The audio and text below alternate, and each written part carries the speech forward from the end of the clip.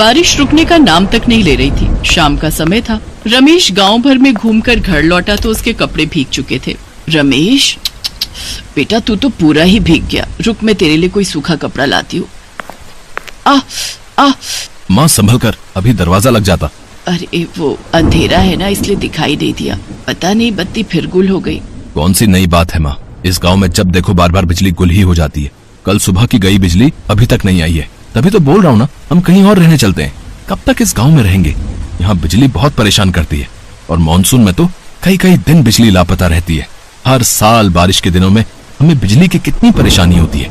एक तो पहले ही काम नहीं है, हालात दिन पर दिन खराब होते जा रहे हैं। सो अलग नहीं रमेश बेटा, ये घर और ये गांव छोड़कर मैं कहीं नहीं जा सकती।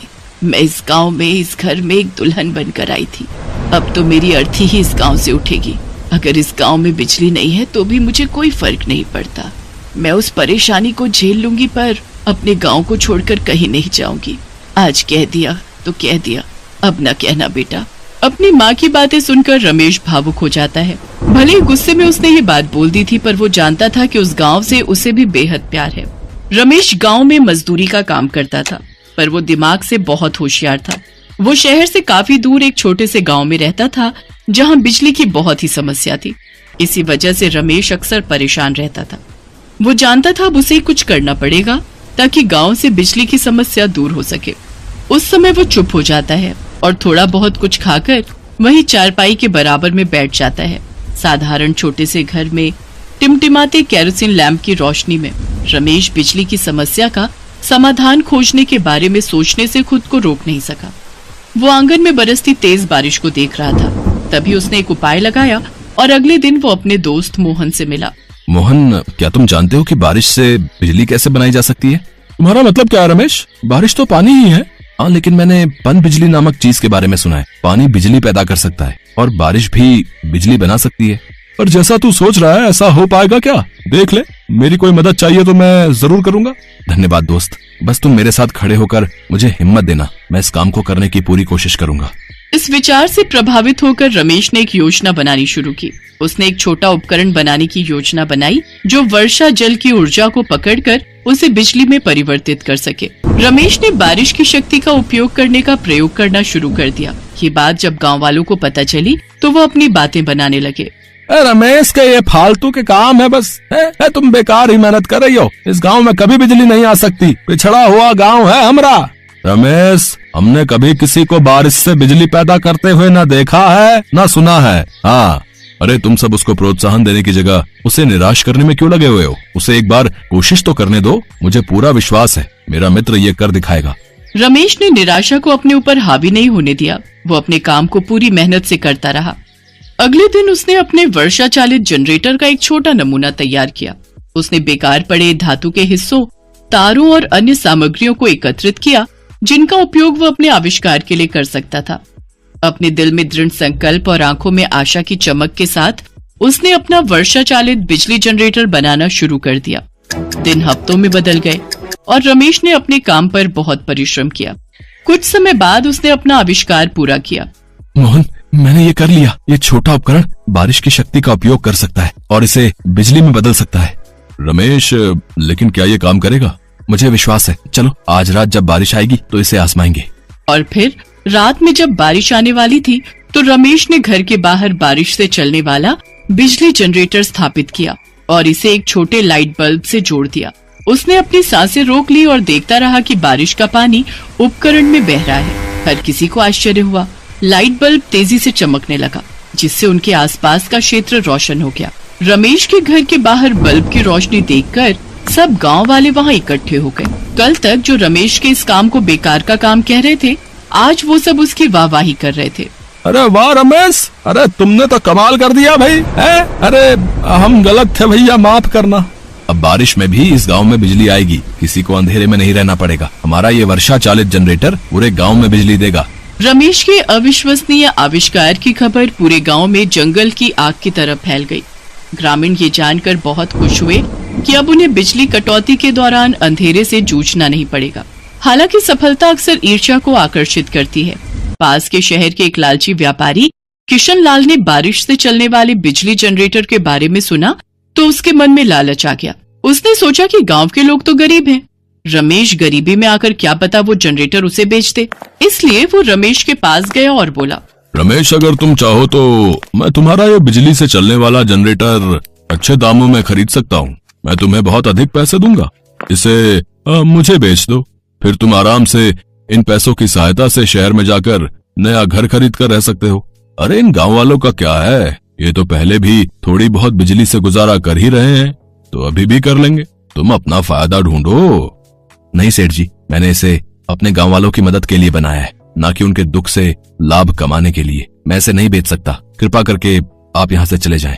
किशनलाल गुस्से में आ गया। उसने रमेश के बनाए उपकरण को नष्ट करने के लिए कुछ गुंडों को बुलाया और एक रात जब भारी बारिश हो रही थी तो सभी गहरी नींद में सो रहे थे, उसी समय गुंडों ने बारिश से चलने वाले बिजली जनरेटर को नष्ट कर दिया।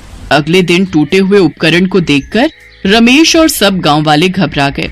मैं जानता हूँ ये किसने किया है। आप सब निराश मत हो। ये टूट गया है तो क्या, हम एक बार फिर से नए जनरेटर का निर्माण करेंगे।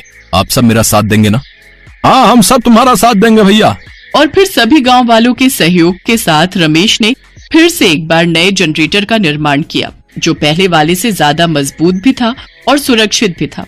बादल फिर से घिर आए और गांव वाले इस पल को देखने के लिए उत्सुकता से रमेश के घर के आसपास इकट्ठा हो गए। रमेश ने बारिश से चलने वाले बिजली जनरेटर को चालू कर दिया और सभी को खुशी हुई। लाइट बल्ब पहले से भी अधिक तेज चमकने लगा।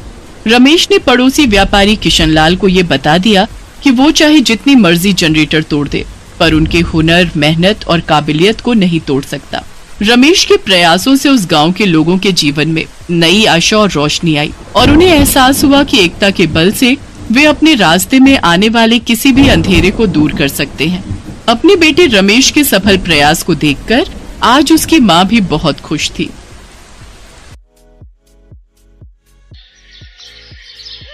दिव्या बेटा, बुआ जी, मौसी और सभी रिश्तेदारों को सामने वाले हॉल में ही भेज दो। भावना आ गई है, वो वहीं सबका मेकअप कर देगी। मम्मी, मुझे भावना से तैयार नहीं होना, बहुत ही सस्ता मेकअप यूज करती है वो। मैं तो मार्केट में जो नया ब्यूटी पार्लर खुला है वहीं तैयार होने जा रही हूँ। आप हो जाना उस भावना से तैयार। चल निधि, हम तैयार होने चलते हैं। आखिर मेरे इकलौते भाई की शादी है, इतनी सस्ती ब्यूटी पार्लर वाली से थोड़ी तैयार होंगी मैं। इस लड़की का दिमाग भी पता नहीं कहाँ रहता है। भावना इतना अच्छा मेकअप करती है, मेरी खास सहेली की बेटी है, कोई बाहर की तो है नहीं। इतने सालों से हमारे घर आ रही है। जब भी कहीं जाना होता है बेचारी को एक बार फोन में लगाती हूँ और झटपट चली आती है।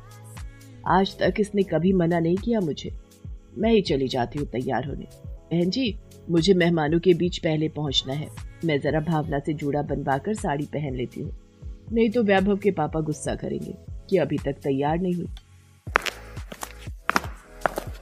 भावना बेटा, एक काम कर, तू पहले मुझे तैयार कर दे, बाकी सब रिश्तेदारों को एक एक कर तैयार कर देना। ठीक है आंटी जी, आइए मैं आपका जूड़ा बना देती हूँ।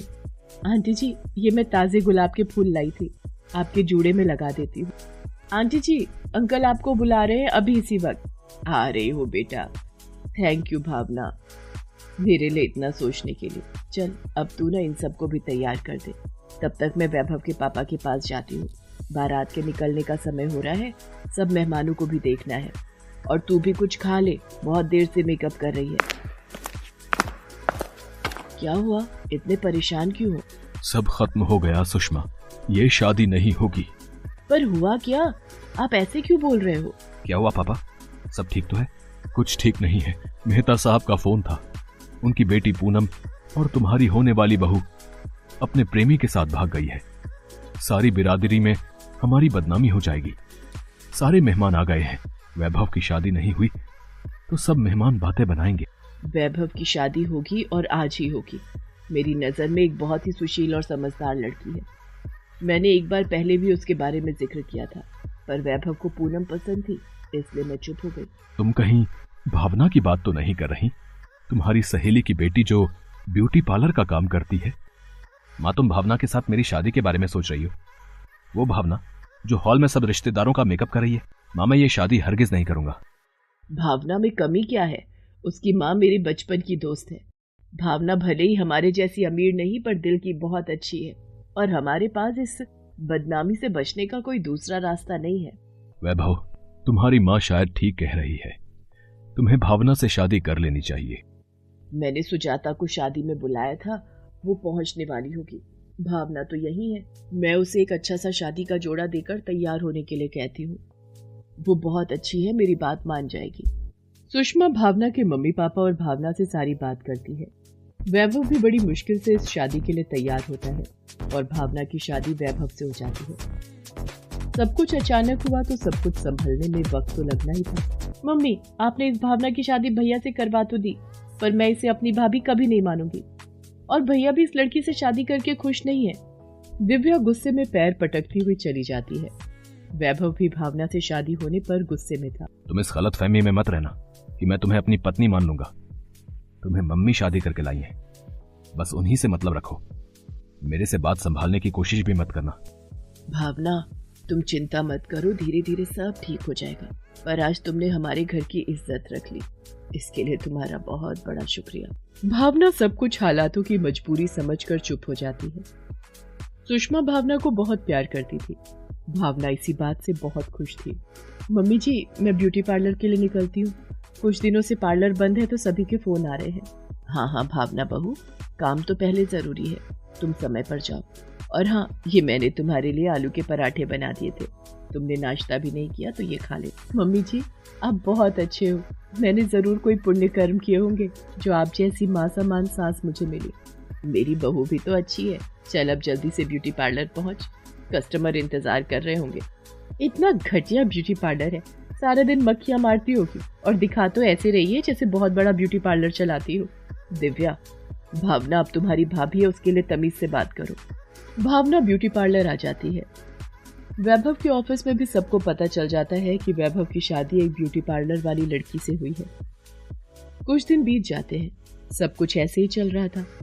एक दिन वैभव के ऑफिस की छुट्टी होती है, तभी वैभव के बॉस का फोन आता है। जी सर, गुड इवनिंग।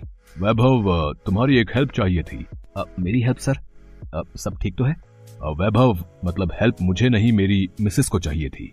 वो आज ट्यूसडे है और बाजार बंद है। मेरी वाइफ ने जिस पार्लर में बुकिंग की थी वो आज क्लोज है। उस पार्लर वाली को कहीं बाहर जाना पड़ा। अब आसपास के भी पार्लर बंद हैं। हमें नजदीकी रिश्तेदारों में आज फंक्शन में जाना है और मेरी वाइफ को साड़ी बांधनी नहीं आती है। मुझे पता चला था कि तुम्हारी वाइफ का ब्यूटी पार्लर है। अगर वो मेरी वाइफ की मदद कर देती है, मतलब तुम्हें कोई परेशानी ना हो तो। नहीं सर, आप कैसी बातें कर रहे हैं? भावना को कोई परेशानी नहीं होगी। ठीक है, तो मैं एक काम करता हूँ, अपनी वाइफ को गाड़ी में तुम्हारे घर भेज देता हूँ। सर, मैं खुद भावना को आपके घर ले आता हूँ, आप परेशान मत होइए। ओह, फिर तो बहुत अच्छी बात हो जाएगी। ठीक है, तुम मेरे घर ही आ जाओ। मैंने भावना को इतना गलत बोला है, अब उसे किस मुंह से कहूँ कि वो बॉस की वाइफ को तैयार करने के लिए मेरे साथ इनके घर चले।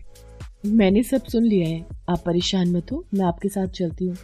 मुझे 2 मिनट बस मेकअप किट रखना है। वैभव भावना को लेकर अपने बॉस के घर जाता है। भावना वहां जाकर बॉस की पत्नी को रेडी कर देती है। भावना, तुम तो बहुत सुंदर मेकअप करती हो। मैं तो अब तुम्हारी परमानेंट क्लाइंट बन गई हूँ। Thank you so much. मेरे लिए बहुत खुशी की बात है कि मैं आपके काम आ सकी। वैभव सचमुच अपने व्यवहार के लिए शर्मिंदा था। वो भावना से सॉरी बोलता है। सॉरी भावना, मैंने तुमसे बहुत गलत व्यवहार किया। नहीं नहीं, आपको मुझे सॉरी कहने की कोई जरूरत नहीं है। देखा बेटा, भावना कितनी अच्छी लड़की है। आखिर मेरी पसंद कभी गलत हो ही नहीं सकती। मम्मी, ये देखो, मेरी फ्रेंड मेरे लिए न्यू कंपनी की ब्लीच लेकर आई है। उसने कहा ये ब्लीच इंस्टेंट है, लगाते ही 5 मिनट में असर कर देती है। कल मेरे कॉलेज का फेयरवेल है, मैं सोच रही हूँ यही ब्लीच लगा लूं। दिव्या, ये ब्लीच अच्छी कंपनी की नहीं है। मेरे पास भी कोई इसे बेचने के लिए आया था, पर इस ब्लीच के बारे में मैंने सुना हुआ था। कई लोगों के फेस पर इस ब्लीच को लगाकर रिएक्शन हो गया और एलर्जी हो गई। तुम अपने काम से काम रखो, बीच में मत बोला करो। मैं यही ब्लीच लगाऊंगी। दिव्या भावना की बात को अनसुनी कर देती है और ब्लीच लगा लेती है। पर ब्लीच लगाने के कुछ देर बाद ही दिव्या के फेस पर एलर्जी हो जाती है और उसका फेस लाल हो जाता है। ये क्या, मेरे फेस पर ये एलर्जी कैसे हो गई? मेरा फेस तो पूरी तरह से लाल हो गया है। और खुजली भी बहुत हो रही है। मैं क्या करूं? मुझे तो कॉलेज फेयरवेल में पहुंचना है। भावना ने तुम्हें मना किया था कि ये ब्लीच मत लगाओ, पर तुमने उसकी बात को अनसुना कर दिया। अब मैं भी क्या कर सकती हूँ? भावना से पूछो, शायद उसके पास इस एलर्जी को दूर करने का कोई उपाय हो। भावना भाभी मेरी मदद करो, मेरा तो पूरा फेस एलर्जी से भर गया है। मुझे शाम को फेयरवेल के लिए पहुंचना है। घबराओ नहीं दिव्या, कुछ नहीं होगा। सबसे पहले ये एलर्जी ठीक करने वाली टैबलेट खाओ, बाकी मैं तुम्हारे फेस पर एक पैक लगा रही हूँ, इससे तुम्हारे फेस को ठंडक मिलेगी। भावना इसी तरह दिव्या को कुछ आरामदायक चीजें देती है, जिससे कुछ ही घंटों में दिव्या का फेस बिल्कुल ठीक हो जाता है। थैंक यू भावना भाभी, आप बहुत अच्छी हो। मैंने आपको हमेशा गलत समझा, आपका कभी सम्मान नहीं किया, हमेशा अपमान किया। आप मेरी सबसे प्यारी भाभी हो, सबसे प्यारी भाभी और सबकी प्यारी बहू भी। इतना प्यार देखकर भावना की आंखों